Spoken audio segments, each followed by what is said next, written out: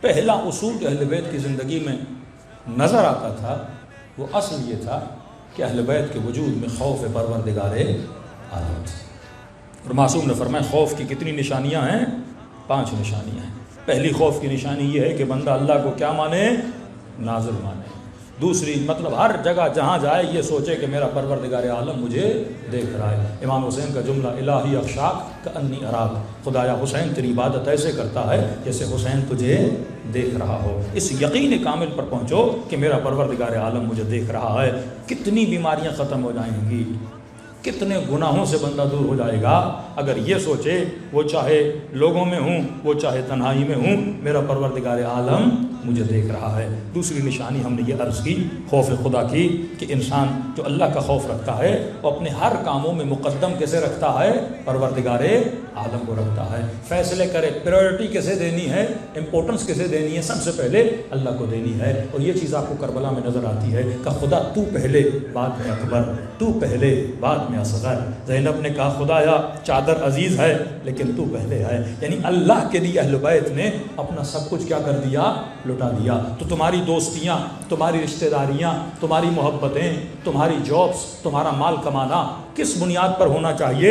اللہ کی محبت میں. یعنی پریورٹی کس کو دینی چاہیے؟ اللہ کو دینی چاہیے کہ جو کرنے جا رہا ہوں کہیں ایسا تو نہیں اس میں اللہ کی مخالفت ہو، جس کو دوست بنا رہا ہوں کہیں ایسا تو نہیں میرا رب مجھ سے ناراض ہو جائے، جیسا لباس پہن رہا ہوں ایسا تو نہیں میرا خدا مجھ سے ناراض ہو جائے. تو خوف خدا. تیسری چیز ہم نے بتائی ایتھیکل ایگریمنٹس. اگر اخلاقیات آپ کے اندر نہیں ہے، مثلا ہمسائے کے ساتھ آپ کا اخلاق نہیں ہے، ایون یہاں تک میں نے بتا دیا کہ اگر جانوروں کے ساتھ آپ کا اخلاق نہیں ہے تو آپ کے اندر خوف پروردگار عالم نہیں ہے. اللہ اس پر بھی سزا دیتا ہے جو انسان جانوروں کو اذیت دیتا ہے. اب یہ سوچو انسان کو اذیت دینے میں کتنی انسان کو سزا ملتی ہے. کربلا میں جس چیز کی کمی تھی لشکر یزید میں وہ کیا تھا؟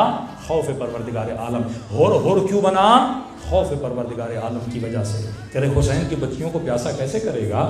ارے قیامت کے دن زہرا کو جواب کیسے دے گا؟ سید میر داماد سے جب ان کے سسر نے، وہ بعد میں سسر بنے، ان سے کہا کہ سید جوان تو ترستا ہے گناہ کے لیے، لیکن جب تجھے گناہ کی دعوت ہوئی تم نے گناہ سے بچنے کے لیے اپنی 5 انگلیاں آگ میں جلا دی. سید تو جوان بھی تھا، شہوت کا تیرے اوپر غلبہ بھی تھا، لیکن یہ بتا تم نے خود کو گناہ سے کیسے بچایا؟ یہ سید کہتا ہے بادشاہ سلامت میں نے اس طرح سے خود کو گناہ کو بچایا کہ جب بھی گناہ کا خیال آتا تھا میں یہ سوچتا تھا کہ میر داماد تو سید ہے.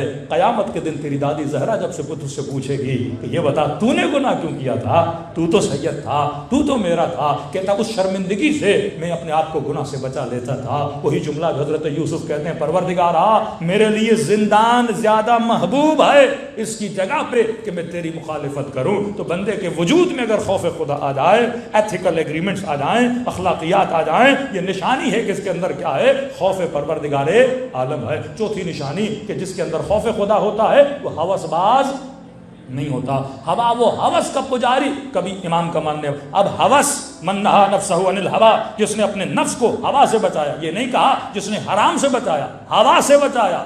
ہوا حرام نہیں ہے کہ میں نے کہا کہ معصوم فرماتے علی کا دشمن کیا تھا؟ پیٹو تھا. امام نے بد دعا کیا دی؟ جتنا بھی کھائے خدا تیرے پیٹ کو کبھی بھی نہ بھرے. تو کبھی شکم پرست، یہ ہوس باز ہے نا. آج اس ہوٹل پہ، کل فلاں ہوٹل پہ، ہاں کل اس ہوٹل پہ. اب یہ کھانے کا ٹاپک بھی ایک 15 منٹ مجلس طلب ہے. دیکھیے انگریزوں کے کھانے، پاکستانیوں کے کھانے، کھانا حلال ہے لیکن کھانے میں بھی بندے کو کیا ہونی چاہیے؟ عقل ہونی چاہیے. آج کل ایک مومن کے ہم گھر گئے، کم از کم اس کے بیٹے کا وزن ایک بھینس کے بچڑے جتنا ہوگا. مومن ہے. اب یہ کیسا مومن ہے؟ اب بچے ایسے تو موٹے نہیں ہوتے نا، ہوس ہوتی ہے ان کے اندر، جن کو اصطلاح عام میں کہتے ہیں برگر بچہ. وہ برگر کھا کے شکل برگر جیسی اس کی ہو گئی، گول گول.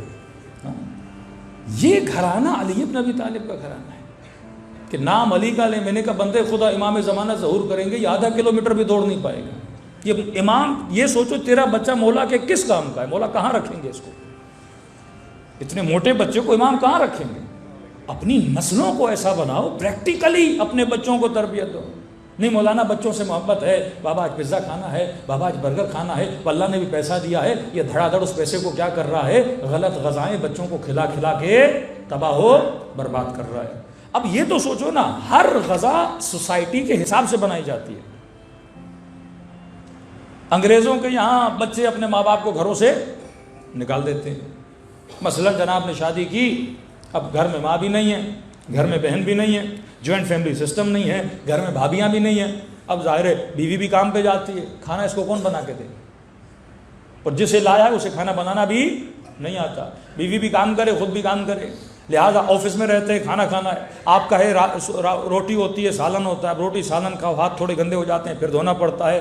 اور ان کے لیے تو ٹائم از گولڈ ہے، ٹائم سونا ہے. ایک ایک منٹ کے لیے وہ اپنے وقت کے لیے بڑی اہمیت کے حامل ہیں کہ ہم نے پیسہ کمانا ہے، پیسہ کمانا ہے، پیسہ کمانا ہے. تو انہوں نے کھانا بنایا، نام رکھا فاسٹ فوڈ. وہ کھانا جو جلدی کھا لیا جائے. اب جلدی کھا تو لیا، لیکن یہ باڈی جو خدا نے بنائی ہے یہ تو اپنے ٹائم کے حساب سے کھانے کو ہضم کرے گی نا. اب اس کو ہضم کرنے کے لیے پھر اوپر کوک ڈال دی تاکہ کھانا جلدی کیا ہو جائے، ہضم ہو جائے. جسم کو بھی نقصان دے رہا ہے. اب وہ سوسائٹی جس میں ماں باپ کا احترام نہیں، ان کو گھروں سے نکال دیتے ہیں، بیویاں کھانا بنا کے نہیں دیتی. آپ کی سوسائٹی میں تو گھر میں امی بھی ہے، دادی بھی ہے، زوجہ بھی ہے. آپ کو کیا ضرورت ہے ایسے فوڈز کو کھانے کی؟ یعنی آپ کی ثقافت اس کے فوڈ سے ملتی جلتی نہیں ہے. صرف ہوس کے لیے، زبان کے مزے کے لیے قرآن کہتا ہے کھاؤ، حلال کھانا حلال ہے، برگر حرام نہیں حلال ہے. لیکن سوال یہ ہے کہ یہ برگر طیب بھی ہے کہ نہیں ہے؟ حلال، طیب، طاہر. حلال ہو، پاک ہو، طیب ہو. طیب وہ کھانا ہوتا ہے جو تمہارے جسم کو نقصان نہیں دیتا. وہ اپنے کلچر کے حساب سے اپنے کھانے بناتے ہیں اور اپنی جگہ پہ صحیح ہیں، کیونکہ ان کی بیویاں کھانا نہیں بناتی، وہ آفس میں دن رات آفس میں ہوتے ہیں، ٹائم ان کے پاس اتنا نہیں ہوتا، لہٰذا باہر سے کھانا منگوایا اور کھا لیا. بھائی آپ کی سوسائٹی تو مسلم سوسائٹی ہے نا، آپ کا کلچر تو اپنا ہے. اب انگریز اگر اپنے گھروں میں کتے اور بلیاں رکھتے ہیں، واقعاً بنتا ہے وہ کتا بلی رکھیں. یعنی اگر انگریز کتا بلی نہ رکھیں یہ ڈپریشن سے مر جائیں، کیونکہ ماں کے پاس بیٹا نہیں ہے، پوتے نہیں ہیں. اب انسان کو محبت کی ضرورت تو ہے نا، تو محبت کتا ان کو محبت دے دیتا ہے. کتے میں وفا بھی تو ہے نا، وہ 24 گھنٹے دم ہلاتا رہتا ہے. اب اس کی ساری محبتیں اور اٹینشن کس کی طرف ہے؟ کتے کی طرف چلا جاتا ہے، بلی کی طرف چلا جاتا ہے. کیوں؟ گھر میں نواسے اور نواسیاں نہیں ہیں.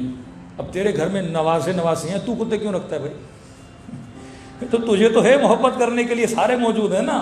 یہ تو وہ کام کرے جو بیچارہ الون ہو، جو اکیلا ہو، جس کو محبت دینے والا نہ ہو، جس کے گھر میں مصلی عبادت نہ ہو، جو رات کی تنہائیوں میں اللہ سے راز و نیاز کرنا جانے. اسے کیا ضرورت ہے حیوانوں کو اپنے گھر میں پالنے کی؟ لیکن کیونکہ اتنے ہم ذہنی غلام ہو چکے ہیں، کیونکہ ہمارا ذہن اتنا کاپی پیسٹ والا ذہن ہو چکا ہے.